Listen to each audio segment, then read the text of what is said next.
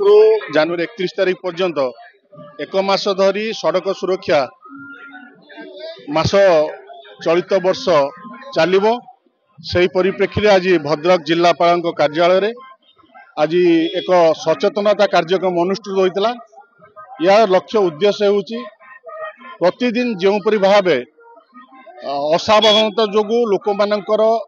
ପ୍ରାଣହାନି ଘଟୁଛି ତାହାକୁ କିପରି ରୋକ ଲଗାଯାଇପାରିବ ଏବଂ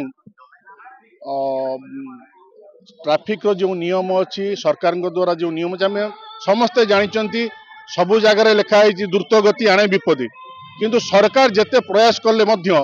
जदि आम सचेतन नहबा एवं जे पर्यंत समाज रे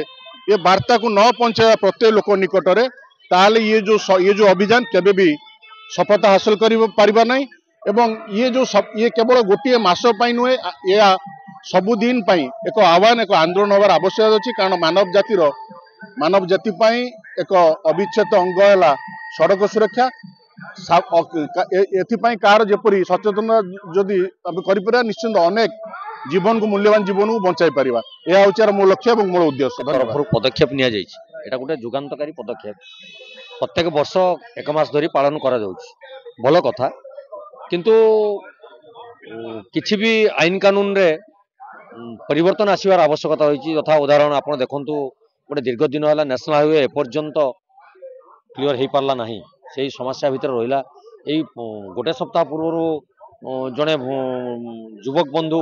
गोटे गाड़ी रे चारिपल्ट हो गले हठात रास्ता मझे जो अवरोध कर नेशनल हाईवे वाला एटा को देखिबार अच्छी एटा हूँ सरकारी तरफ त्रुटि एवं जो आपंकर मद्यपान कर जो मैंने चलाउछन्ति अबकारी विभाग एवं पुलिस विभाग से गुरुत्व देवा दरकार अच्छी से निशाशक्त अवस्था गाड़ी चालन कर आमे कहूनु सबु जगह जे सरकारी कर्मचारी नियोजित समाधान करें किंतु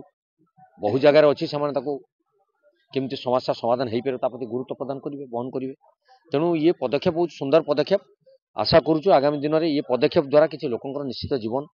जो हानि होता से निश्चित परिवर्तन आसो सुधार आसो लोक मैंने निश्चित भाव जीवन धारण करेंगे परिवार सहित सुखमय जीवन यापन करेंगे।